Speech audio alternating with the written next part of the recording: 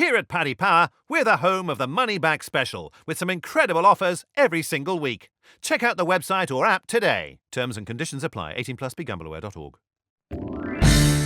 Hello there, welcome along to the Racing Post Weekend Postcast. It's Bruce Millington, Paul Keeley, Graham Rodway and Paddy Power's Niall O'Reilly. Looking ahead to one of the great days in the jumps calendar. It's Labrokes Trophy Day at Newbury. We've also got the brilliant Bouva Dare running at Newcastle, fingers crossed, weather permitting. And then on Sunday, well, I mean, what a lineup at Fairyhouse. We've got Envoy Allen, we've got Sam Crow versus Faka Doodary, and we've also got another fantastic race featuring the very promising Honeysuckle. So, loads to get into. We will start, though, with my favourite bit of the show. It's Black Friday. Who would have thought it? They haven't mentioned it anywhere, but it is apparently Black Friday today. And the Racing Post, this is the interesting bit, the Racing Post are offering 30% off the ultimate annual package, saving you over £100. For your discount, enter the code Black Friday 19 at checkout at the Racing Post website, and that offer ends on Sunday. And I will say this, and Kills, back me up here. I mean, the Racing Post Ultimate Members Package is brilliant, isn't it? Oh, God, yeah. For a little over £1 a day, you get all the web stuff, you get all the newspaper, you get the weeklies. I mean, it's you just... You get the Weekender, you get the Racing and Football Outlook, you get everything. Video digital, replays. You get the digital paper to read, you get the replays, you get a lot. I think it's amazing value, yeah. It certainly is, and it's even better value here, £100 off, so do take advantage of that. Right then, the first of our live ITV races is the 150 at Newbury. It's the Get Your Labrokes £1 free bet today handicap hurdle. It's over 2 miles and 4 furlongs. And Niall, good afternoon. Take it away with the show, my friend. Hi, Bruce. Yeah, Dan McGrew's are 5-1 favourites. Downtown Getaway is 5-1. The Cashel-Man 6-1. Pride of the Kale 6-1. Soul Emotion 8-1. Starlanka 8-1 and 10-1 bar. And Keels, you can go first. Have you got a nice strong selection? I have, yeah. I mean, I spend most of my time when it comes to these big meetings opposing lightly raced Nicky Henderson trained hurdlers because one, the handicapper takes no chances with them, and two, they tend to be overbet or underpriced by the bookmakers at least. But we got one here. He's joint favourite in Downtown Getaway, who could be absolutely thrown in. He was a very, very good bumper horse. He won one for Elizabeth Dore, one RPR of 130, which would put him, in the frame in most champion bumpers, you'd have thought. And then he came over to Henderson, didn't run for another year, got beat first time out by Tidal Flow at this track. 5 of the first 7 home would now be giving him weight in a handicap. Right, he then struggled, odds on, struggled to beat Champagne Well at Ascot, won by a short head. Champagne Well would now give him £10 if it was a handicap. He's only won one since. He ran in a grade 1 at Aintree, which obviously shows that Henderson thought he was worth it. It was up against Champ, and he didn't show. The trainer said in the stable tour he had loads of niggly problems. He's always been well thought of, and he's going well now, and he could easily be £20 ahead of his mark. Very positive start from Keels there. Now, G-Rod, I got the lift in with you this morning, didn't I? And you went, it's hard this week. So, maybe you might be slightly less confident in your selection here, I would have thought. Yeah, no, I thought it was very, very difficult. I don't really see the argument for Downtown Getaway that Kilson made. I mean, I thought he might well be handicapped up to his best. So I thought really completely the opposite. The line of form that I've been following without any success is a race from Plumpton. I think it was last month where Dan McGrew won it and AC Milan was second. God, how did AC Milan not win that race last week? I mean, he looked like he had it won all the way up the thing, and then Stony Mountain came and beat him. And because I think Kills tipped it, and I could just see Kills roaring it home, and it was making the pain even worse, in my head. It was quite loud. Funny enough, I was at Ascot and we were in this bank of TV screens. There's one group of punters shouting on the leader, one group of punters shouting on the one that was in second, and I'm being quiet, thinking, go on, nick a place. And then I could suddenly see, oh, go on, Stoney! So I heard voice, and everyone looked round like one sole person's backed it. It was brilliant. That was going round. Don't you like it when Kills does well then? Well, I don't mind, but I don't like it when he's come from the clouds to defeat me in an absolute galling finish. Theo's Charm, anyway, was third behind AC Milan Dan McGrew. That went on to finish second at Lingfield. Again, another race where you wouldn't believe he ended up getting beat. I mean, he ran into a horse called Barntown, who had fallen on his previous run and should have won that race, would have gone up £7, was absolutely thrown in. Theo's Charm beat the rest by an absolute mile at Lingfield, that race. So I think the form is strong, even though no winners have come out of it. And in fourth was Pumbled Mr. Pumblechook. So you got the winner and the fourth for this race, Dan McGrew and Mr. Pumblechook. And I thought it was between those two because I'm sticking with that line of form. But I'm going to go for Mr. Pumblechook to reverse the places. I read Alan King's stable tour, and he said he would have been in need of that run first time up at Plumpton. He was quite happy with it. He shaped quite nicely under this £7 claim at Alexander Thorne. I've had a quick look through his stats. They're not that bad for someone who's claiming £7. Let's hope he can claim his full allowance because the horse is only carrying 10 stone 1. I don't know his lowest weight, but let's hope that he can do it. And if he can, he'll be getting a huge amount of weight from Dan McGrew, and that will give him a good chance of reversing that Plumpton form. Okay, and Niall, who's your first selection of the day going to be? Yeah, I have one of my strongest fancies of the day here. Actually, was sure Paul is going to tip it up. It's a Nordic Combined for David Pipe. Tipped it up a few times. I just think he's been crying out for this step up and trip to 2.5 miles. If you go back to 2 starts ago at Ascot, he was a very good third behind Gumball. Gumball obviously ran really well in the Great Wood next time, so I think that's strong form. He just got a little bit out pace in Exeter last time, but ran on really well. If you go back to his novice hurdle form, it's all really strong form at Newbury from last year, so the return to this track will really suit. He's down the bottom of the weights as well, carrying 10 stone with Tom Scudamore. He's 12 to 1 in places. So I thought he looked a really good each-way bet personally.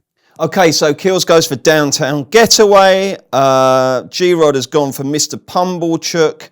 And we've got Nordic Combined for Niall. All very strong cases, but unfortunately all for different horses.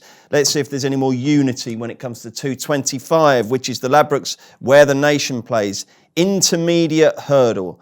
Over 2 miles and 100 yards. And another open contest, Niall. Yeah, it is indeed. This is our money back special race. So money back if you finish second, third or fourth in this race. Be the favourite, I think, sorry. Epitantis are 7-2 favourites. Elvis Mail is 9-2. Elusive Bell 9-2. And Tune is 6-1. Christopher Wood 13-2. Scarlet Dragon 9-1. French Crusader 10-1 and 12-1 bar. Nice offer there from Paddy Power, available at paddypower.com or through the Racing Post app or indeed at racingpost.com. G-Rod, who's going to win this? Elusive Bell. Nicky Anderson. Thank you. Niall? No, go on. Was beaten only a 2.25 lengths by Reserve Tank last year at Sandown. Obviously, we all know Reserve Tank went on to win a couple of Grade 1s later on in the season, then was beaten in the Mares Novice Hurdle in the new race, and then won nicely at Warwick. Last time. And it's coming off a long break, but I'm not too worried about that. Obviously, Henderson's always go well fresh, and he will have had these laid out for this meet in particular. So he's pretty much his favourite, isn't it? So what caught my eye was the Stable Tours again. Henderson in his Stable Tour said, she's very good. And she'll jump a fence, but I think she'll win a nice handicap hurdle before she does that. She's a little bit gassy, so we might want to give her a run over hurdles before she goes over fences because she can be a bit free. But I mean, he did say he thought she could win a nice handicap hurdle before she goes on to fences, and this looks like that nice handicap hurdle that he might have had in mind. Brilliant. That's yet another reason to get the members club, of course, because you get all the Stable Tour comments on the card as well. There's a little symbol with a quote, and if it was in one of the Stable Tours, you click on it and you get what the trainer says. Absolutely superb facility, that. Niall O'Reilly, who wins the 225? Yeah, sorry, just to correct myself, this is money back second, third or fourth, no matter who wins. I think I said to the favourite, but yeah, it's no matter who wins the race. I'm very, very keen on Elusive Bell as well as Graham. I actually think she could be one of the best handicapped horses in training at the moment. When you look at her second to Reserve Tank, he's obviously rated 151. She was trying to give him a penalty, although she did a mare's allowance. She was very, very keen that day as well. We've obviously stuck a hood in her since, so hopefully that'll help her settle. I think she probably will go off favourite here. I know Epitanti's favourite at the moment, but she'd be the one I'd be making favourite. Yeah, I think she'd be very hard to beat off the mark of 134. 2 very confident cases made for Elusive Bell. Do you fall in line with the boys, Hang on, Kills? no, you're the bookmaker. She's the one you'd be making. Why haven't you made her favourite then? Epitanti's favourite. I haven't priced this race properly. Yeah, I mean, it's funny. I can definitely see the case for Elusive Bell. When you say could be one of the best handicap horses in training, Epitanti looks like one of the worst handicap horses in training. It's a typical example of a Henderson horse that the handicap has gone way overboard on. She beat Trees in 2 races last year, and the handicap initially gave her a mark of 143. She went off favourite for the Mares Novice Hurdle, got dropped £6 for being well beaten. She could still be anything, but on what she's done, she's a terrible price and she's got a terrible handicap mark. I can see the case for that, but my old mate Scarlet Dragon's running in here, and as he's having his first race over hurdles at Newbury, I'm definitely gonna back him. I mean, first of all, he won at Market Raising last time. He had Gamble back in third, who obviously won a big race at Ascot and then finished second in the Greatwood. So the form is solid, but he's also run some of his very best races on the flat at Newbury, including finishing third in Group 3s to the likes of Crystal Ocean and Mirando. So, given his fourth, fifth, sixth in the betting or whatever, I think, given his form round there and with the fact that the ground isn't too deep, I think he's got to have a serious chance. Okay, the big race of the day at 3 o'clock, the Labrokes Trophy, of course, for many years known as the Hennessy. It's 3 miles and 2 furlongs. We've got a fantastic field this year, 24 runners, so hopefully plenty of extra places, Niall. Yeah, we're 6 places here, Bruce. OK Corral is our 6-1 favourite. Cabaret Queen is 7-1. Mr. Malarkey 8-1. Elegant Escape 9-1. On the Blind Side 10-1. Durasher County 10-1. Paris 10-1 and 12-1 Bar. And you can go first, Niall. Who wins? Yeah, I really like Mr. Malarkey here. I've sort of always had him in mind for this race, and I was a little bit disappointed at Ascot. Like, I did think he shaped okay, but he did finish very tired. I'm hoping it was just a prep. But what I do like to see here is they put first time cheek pieces on him, and John Joe Neal takes the ride. John Joe Neal Jr. obviously. Yeah, it'd be some story, wouldn't it, if John Joe O'Neill Senior was riding him? But thanks for clarifying. Exactly. Yeah. It's funny. Last season's RSA, after the race, I thought that looked like one of the strongest races run at the festival. Looking at the time figure as well, it was running at a really strong pace, among the highest at the whole festival. I think that race may have left its mark on a few horses rather than the form just not working out. Like, top of the game obviously got injured. Delta Work has been a little bit disappointing. Santini disappointing, but I think as the season progresses, we'll actually see that was quite strong form. Mr. Malarkey was fourth in that. Now, he couldn't go with the principles there, but I think this is obviously an easier grade and a handicap off 149. Yeah, he obviously ran well after that RSA as well. He went to Aintree and was a good second to Kildy start off a higher mark. He loves Newbury. 2 of his best performances came here last year, particularly when winning a competitive handicap off by 134. I think that was probably his strongest performance, and it came in a really strongly run race, which he's going to get here. I wouldn't be keen at all. I know I've seen a tweet from Paul Keeley saying he wouldn't like OK Corral. I wouldn't be keen on him either. Cabaret Queen, probably the main danger because that could be anything. But yeah, I'm pretty strong on Mr. Malarkey here. Just quickly, how do you explain away the Ascot defeat? He got beat a long way, didn't he? Yeah, I think they were just using it as a pipe opener. He shaped okay to 3 out. He's a little bit sticky at his fences. I'm just glad to see they put pieces on because that might help him focus a little bit better. But I'd imagine they were just targeting this race all along. I would have liked to see him run slightly better, though, I'll be honest. Okay, Keels, who is your Labrokes Trophy selection? Right, I backed a couple earlier in the week. I think both are going to end up going off bigger prices than I backed them at because we've just had the first race at Newbury, and apparently Nico de Boinville says it's good to soft and it's drying. And I would have preferred. These are Elegant Escape, who's top weight, and the Rasher Counter for Emma Lavelle. I think both will still run well. I would have preferred much softer ground for them. There's not a lot of rain forecast. There's no rain forecast. There's no rain forecast now. It's going to get colder and drier, so we might be good to soft, bordering on goodish ground. And you look anti-post, then you look on the day, and you've got a full field and all these extra places. I always think you might as well go for a smash on an outsider, and I've just discovered one quite recently. Come around to the chances of Some Chaos. Now, he was well beaten over hurdles behind Ramsey Zatay on his return at October, but he'd never shown anything over hurdles anyway. It still represented the best run of his life over hurdles by about a stone. But I wouldn't worry about that. His end of season form last year at over fences, he won 3 times over fences last year as a novice. And at Kelso, he won a good race, good Class 2 race over 3 mile 2 furlong at Kelso. And the runner-up was Blue Flight. Next time out was a close 4th in the Scottish National. The third finished third in the 100k handicap at the Scottish National meeting, and the 5th was 4th to Kildesart and a good handicap at Aintree. So it's solid form, and he won it in fairly commanded fashion. And he doesn't want the ground really, really soft. So it looks like he's just been completely overlooked. But that is a very solid piece of handicap form for 40 to 1 shot. Michael Scudamore had a couple of winners recently as well. Yeah, exactly. Yeah. So for 40 to 1 shot, and you're getting 6 places, you get 8 to 1 a place in the first 6. I'll have a go. Some Chaos, interesting one there. G-Rod, who are you going to back? Yeah, a bit of uniformity really, a bit boring. I mean, I've long thought that this was the race for the Rasher Counter. and I thought he had a nice pipe opener at Uttoxeter. He was very impressive when he won at Uttoxeter last year over fences. He ran one of his best races at the course when he beat Walt, 21 lengths clear the rest. Just kills though. Like, if the ground is going to be on the faster side, he would want plenty of cut the Resher counter. Ben Jones claims £5. He's well worth £5. So that's a big bonus. But it's one of those where you got a big anti-post race like this, and you've had a look at it from a long way out, and you've got your ideas about what you like. Came in with the idea that I like the Resher counter and Elegant Escape, like Kills. And then when I heard Nico say about the ground, I thought, well, Mr. Malarkey likes decent ground. He could be the one. So now I'm a little bit confused about which one to go for. All we want to know is who you fancy now. I don't give a toss who you fancied on Monday, G-Rod. Who are you tipping? I'm going to go for... In fairness, you spend most of your life confused anyway. We take that as a given. I'm going to go for the Resher counter because I just think when you see a race like that, you should just stick with it. You think, oh, that's his race. You should just stick with it.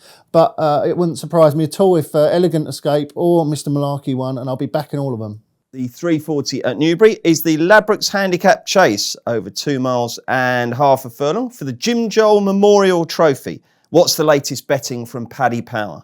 Magic Saints are 4-1 favourites. Bundoran is 11-2. Lady Button 7-1. Chesterfield 7-1. What's Wrong with You 7-1 and 12-1 bar. Not easy, these Newbury races, are they, Kills? I think they're quite simple, actually. All right, well, they're quite open, right? Yeah, no, they are open. I think we could be looking at a good thing in Magic Saint, to be honest. Quite interesting. He looks a decent 2-miler last year. He won very easily and then went off favourite. Obviously went off 9-2 favourite for the Grand Annual. Didn't show there, but his return, he was fifth to Happy Diva in the Bet Victor recently, and he just travelled really, really well there. I don't think he got home, and he might not have been fit. I mean, Paul Nicholls said in his stable tour, it's been very hard to get him fit this year, and most of his horses were further behind than he thought they were. So to run that well, first time up, he's a 5-year-old. He's going to, he's got his best days ahead of him without a shadow of a doubt. I think he'll take a hell of a lot of beating. Magic Saint for Kills. Who for G-Rod? Yeah, I got a bit of a sort of roundabout argument again on this one because when I first started looking at the race, I was absolutely convinced that Ardmale might be a good bet at a huge price. He absolutely bolted up at Sandown last year by 16 lengths, and he went off with Darabin, who's a bit of a nutcase, and they went a bonkers pace, and Darabin absolutely died up the straight and was caught for second by what's called Lick Penny Larry, who's won recently, and Ardmale just piled it on, he just kept running on at that strong pace, jumped well, won by 16 lengths. He's gone up £10 for that. But again, he absolutely loves plenty of cutting the ground. He really wants soft ground. So having had a re-evaluation of the race, I thought Bundoran might run well too. He goes really well fresh, and he put him aside for the Grand Annual last season. Didn't run after he finished second at Cheltenham in December, and then he came back to finish second in the Grand Annual, and he's been off since. They've got Noel George claiming £7 off top weight. I can see that running really, really well if the ground's good. But I don't. I'll probably go for Ardmale, but I'll be backing them both. Okay. What are you going to go for, Niall? I'm quite sweet on one here, and I didn't think anyone else is going to fancy it. It's one of the outsiders off the field. It's called Tree of Liberty. It's having its first start for DJ Jeffries, who's not a trainer I know a huge amount about, but actually backed one of his in a bumper at Carrick during the weekend. I think it was 16-1 into 5-2 and ran very well. So he can obviously train. He's taken over from Kerry Lee. I don't know, the owner's obviously just chosen to switch trainers. But if you go back to his form last year, on reappearance, he was second to Capeland, and Capeland's now rated £20 higher. His form kind of tailed off a little bit, but he actually ran really well in the Grand Annual, a race I backed him, and he travelled quite well. He just hit the third last and was beaten further than he probably should have been. But on reappearance, his record is 2-3-1-2, and he's always run well. He's backed into mark 143, which is the mark that he was second to Capeland off. He's 16-1 or so. I think he'll have a very good chance here, and I definitely back him each way. We're actually 4 places here. Yeah, definitely back him with us. Smashing. Okay, that was Newbury. We're going to do Newcastle next. So, does an each-way bet mean that my horse has to do part of the race in reverse? Everyone loves a newbie. That's why Paddy Power Games are giving all new customers 60 free spins on daily jackpot games. New Paddy Power Games customers only. One per customer. T's and C's apply. 18+. BeGambleAware.org. Okay, let's turn our attention to Newcastle. 2 really terrific races in front of the ITV cameras. Starting with the 205, it's the Betfair Fighting Fifth Hurdle in which the brilliant Bouvedere reappears. He's very short, isn't he, Niall? Yeah, he's our 2-7 favourite, Bruce. Silver Streak is 4-1. Lady Button's 9-1. Cornerstone Lad 18-1, and Nelson Rivers 40-1. G-Rod, is there any betting value to be had here, or do we just look at Bouvedere and assess how he is? No, I think he can get beat. Yeah, I'm gonna back Lady Buttons to beat him. Now, obviously, we need a couple of factors here. Bouvedere needs to underperform, and Lady Buttons needs to reproduce her best chase form over hurdles. But I think if she reproduces her best chase form over hurdles, she's got the ability to shake him up, getting the mare's allowance here. She loves soft ground and she travels really well. I can see her coming into this race nicely. You know, a small field like this will bring her tactical speed into play. Now, obviously, Bouvedere's got loads of that of his own, but he was far from invincible last season, wasn't he? I mean, he fell in the champion hurdle. I don't think he'd have won that anyway. I think the winner was absolutely different gravy on that day. And he got beaten by Super Sunday, and Chittibello was only half a length behind him. I mean, that ain't nothing special. Now, I know he went on to win at Punchestown next time, but I have a feeling a bit like Altior last year that maybe we might have seen the best of Bouvedere. If he does underperform, I really think Lady Buttons could run well. Now, I'd much rather back Lady Buttons at around 10s than Silver Streak, who's second favourite. I've always thought Silver Streak might be a better horse in a big field and sort of strong gallop because he can be a bit keen. I know he won first time up at Kempton, but yeah, I think Lady Buttons has got a great chance to turn over Bouvedere if Bouvedere isn't at his best. Will you back her each way, do you think? 5 runners? Why not? Well, there's all sorts of ways you can play it, isn't there? Yeah, you could back her each way. You could back her to beat Bouvedere, or Bouvedere to beat her in the forecast, because you could throw Silver Streak out and that might pay half decent. So, yeah, I'm more than happy to back Lady Buttons in this race. Excellent. That was a very interesting race. There was a hint of aggression in the way you delivered that there, G-Rod. There was passion in there. Well, I don't want to get in trouble, but Bouvedere just would become one of those horses that I'm trying to get. You know, I feel like he's just on the way down, and at some point I'm going to get him, and I'm hoping that this might be it. Blimey. Niall, what's your view of the fighting fifth? Yeah, I've approached it similarly. Now, I wouldn't be having a big bet, but with the 5 runners, I was going to back Silver Streak each way. I just didn't think there was a huge amount of downside. And it's because I don't really like Lady Buttons that much. I think she needs to step up a lot into this, unlike Graham. Yeah, Silver Streak, he was progressive last season. I thought his reappearance at Kempton was very good. I'm not saying he's going to beat Bouvedere here, but this is Bouverdere's favourite track. But at the prices, I just thought maybe beating him or backing Silver Streak each way.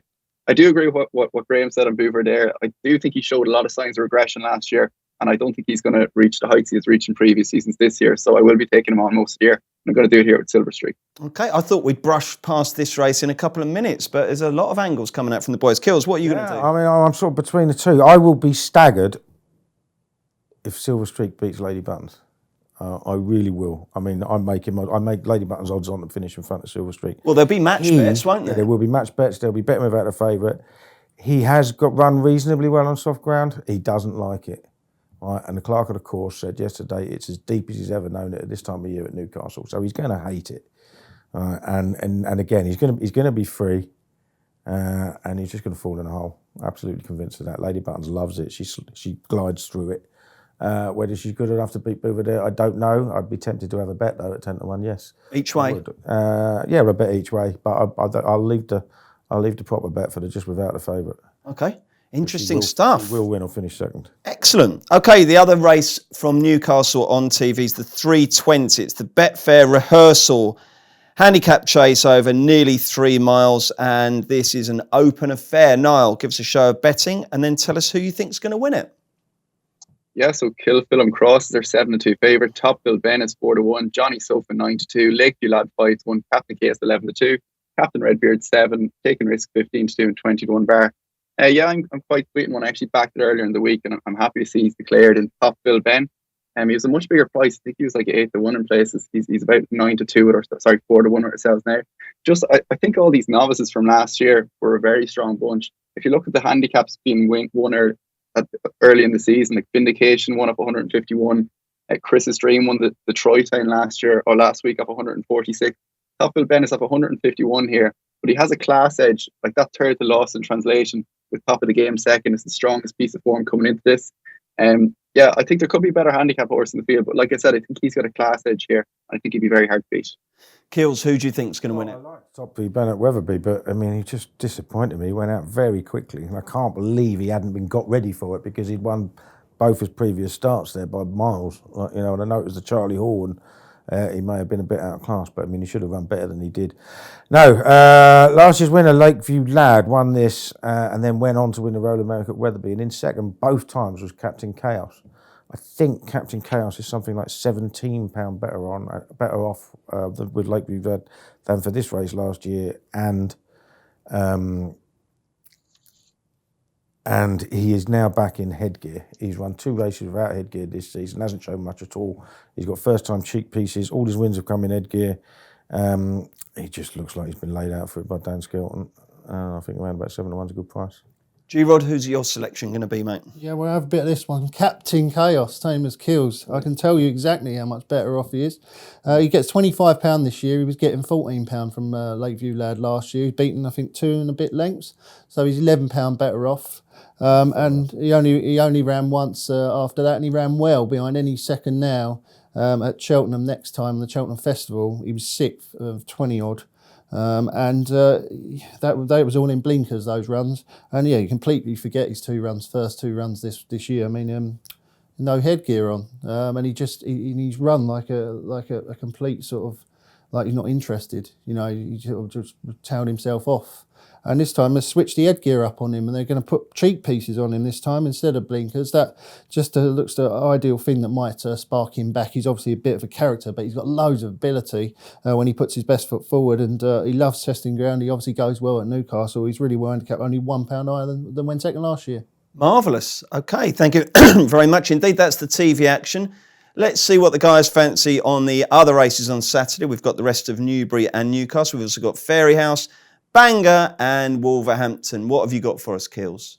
Yeah, I've only got one. The 1:15 at Newbury. Quite interested in Molyneux for Colin Tizard. It's his second run after a wind up. The first one was here when he was 6 to a Zerti. And just in the early stages, he just jumped and travelled really, really well until he completely walked through the 4th last, the first in the straight. But he still plugged on, and he jumped the rest of them well. He's been dropped another couple of pounds for that. I think he's potentially pretty well handicapped.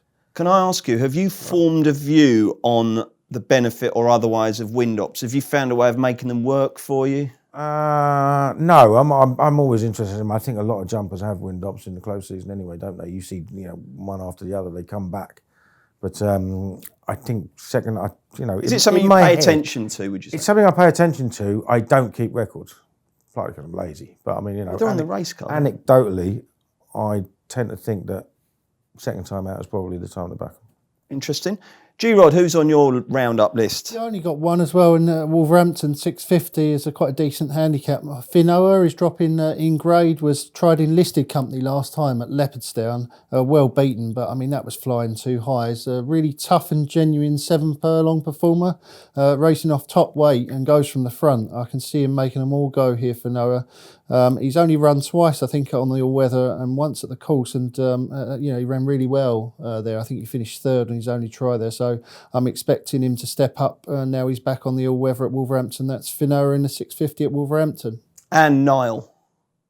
Yeah, I just have one. The 115 Newbury, I really like Larry. Thought he shaped quite well in that race behind Vindication and Ascot. He probably just didn't see out the 3 mile trip, so he dropped back to 2 miles 6 here. He has course form from last year when second to Bob Marler. He's just one I could see progressing throughout the year.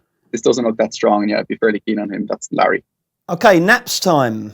This will not be beaten. What will not be beaten, Graham Rodway? Elusive Bell, 225 Newbury. What will not be beaten, Niall O'Reilly? So I couldn't pick between two, so I'm just going to put up an each for a double. The 150 Newbury, Nordic Combined, and the 3 o'clock Newbury, Mr. Malarkey. And Kills. Before I tell you what it is, I'd just like to ask Graham what grade O level you got in maths. Why have you done all your sums on that horse? What's it called? Captain Chaos is £16 better off. You cretin. I love the way he came in as well. I'll tell you exactly what he was. £11 better He was off. getting 9 and he's now getting 25. Well, it's funny because last week when I was on with Maddie, anyone who would have been watching might have seen me doing sums on my fingers, and I still do sums on my fingers. But the problem is I don't have that many fingers. You've got toes? Yeah. Can you use your toe? Mind you, it was 26. No, we better not go there if you would start needing an extra digit. That could have got very messy.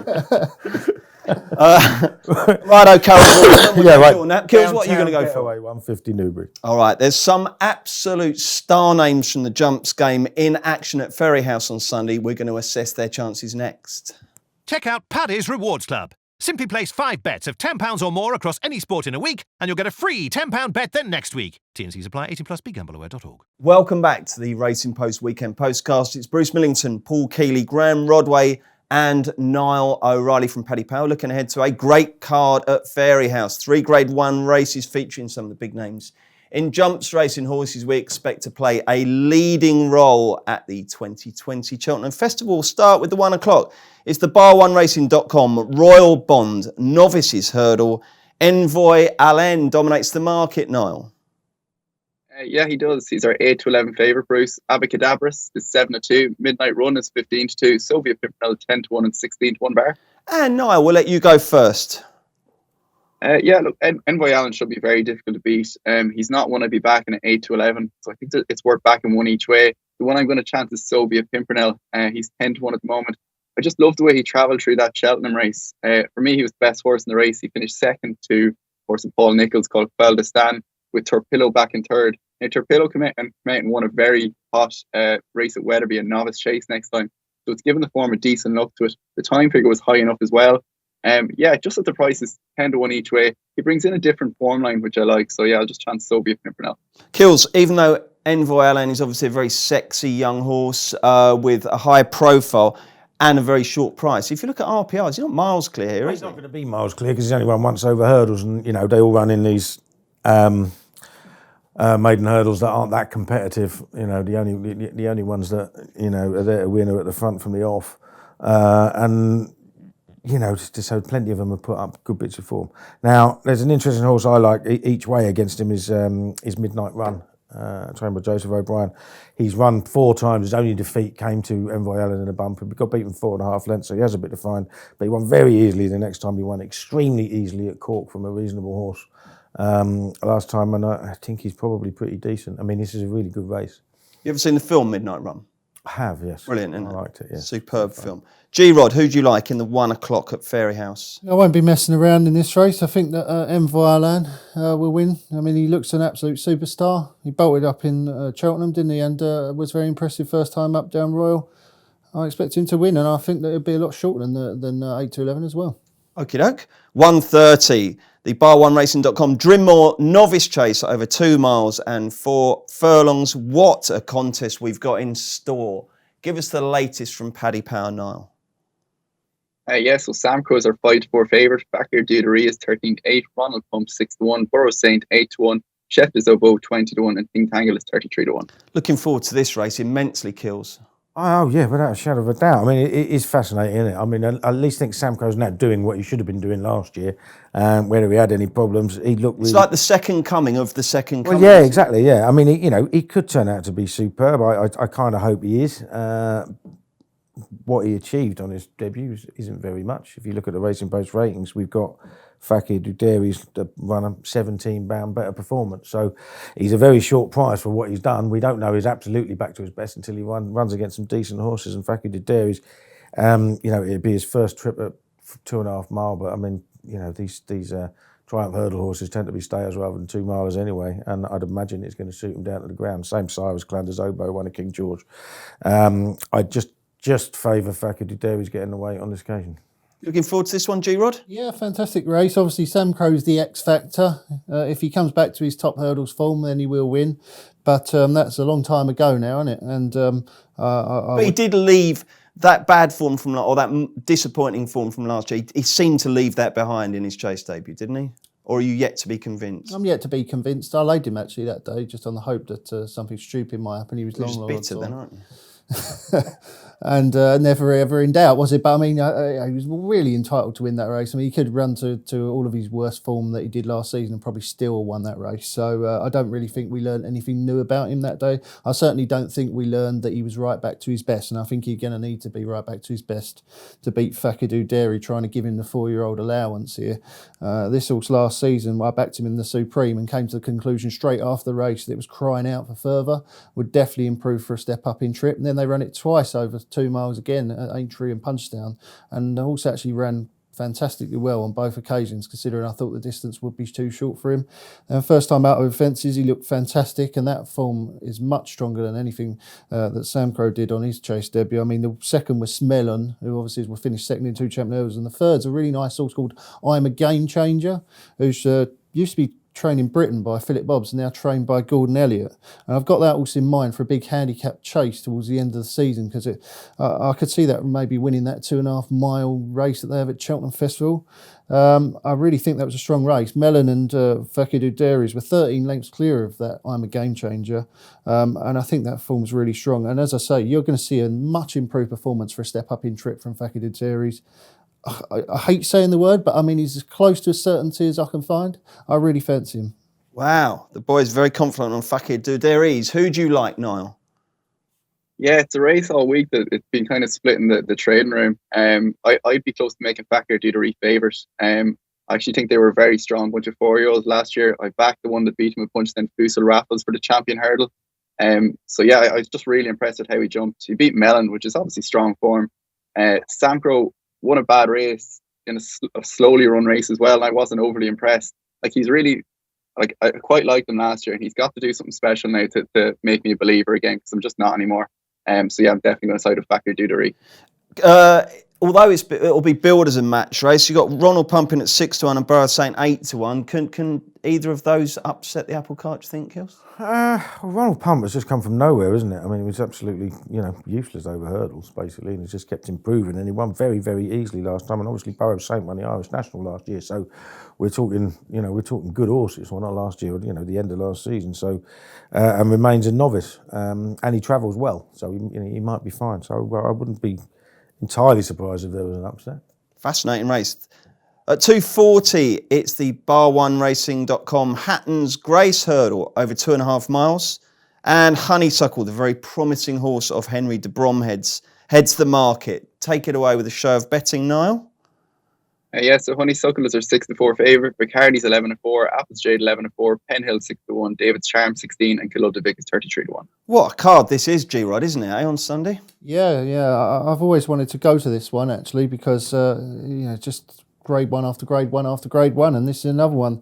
I'm quite surprised that Honeysuckle heads the market. Obviously, she's been quite impressive in all her victories, but and we don't know how good she is. She might well be up to this grade, but she does need to improve an awful lot on what we've seen to be competing, particularly with the likes of Apple's Jade, were she to turn up in her top form, and Bacardi's, who obviously beat her last time. And here we have a similar situation to what we were just talking about with Sam Crow, really. Are we going to see Apple's Jade at her best, or is she gone? Certainly her last 3 or 4 runs been well below the previous outings that she was showing last season, when she was pummeling opposition at Leopardstown by many lengths and looked like the second coming, until all of a sudden the engine seemed to fall out and we're looking at a different horse over the last few starts. And I can't quite believe how easily she was brushed aside last time by Bacardi's. He really did just went past the light. She was standing still. It's quite a tough one, because if Apple's Jade comes back to her best, she will win. But on the form from last time, I would have to be backing Bacardi's to confirm that form.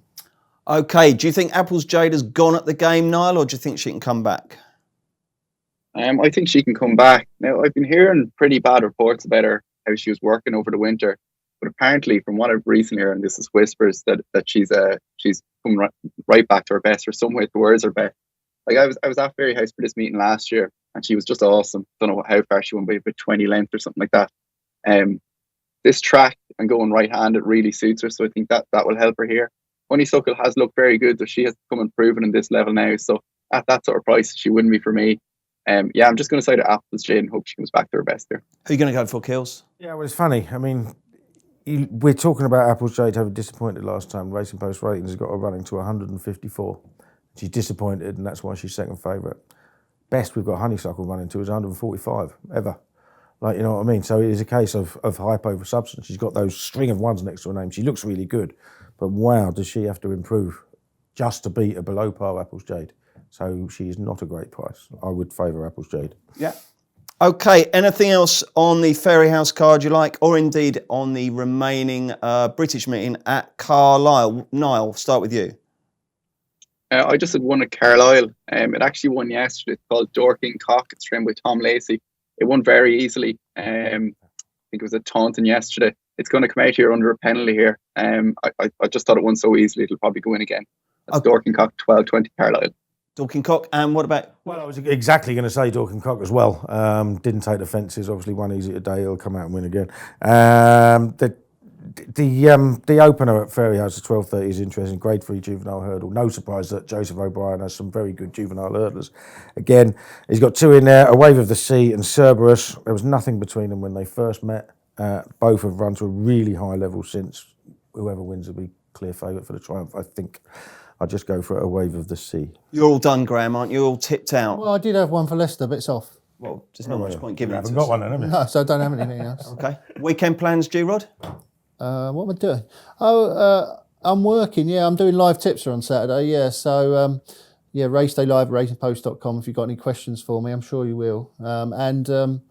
Sunday I ain't got a lot planned. Have your young kids got an abacus? Might want to get that out and have a go of it. Niall, what are you doing this weekend? I have a friend's birthday party tomorrow night in Dublin, so I'll be out for that, Bruce. Yeah, and you're going to go down to Fairyhouse?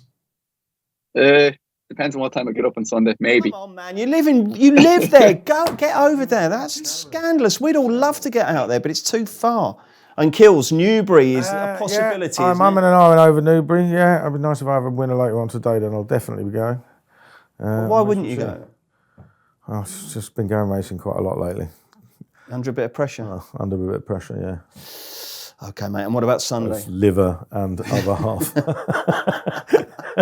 And Sunday? Sunday, no plans at the moment, no. Jolly good. Thank you very much indeed, chaps. Don't forget our Black Friday offer. over £100 off the Ultimate Annual Membership Package.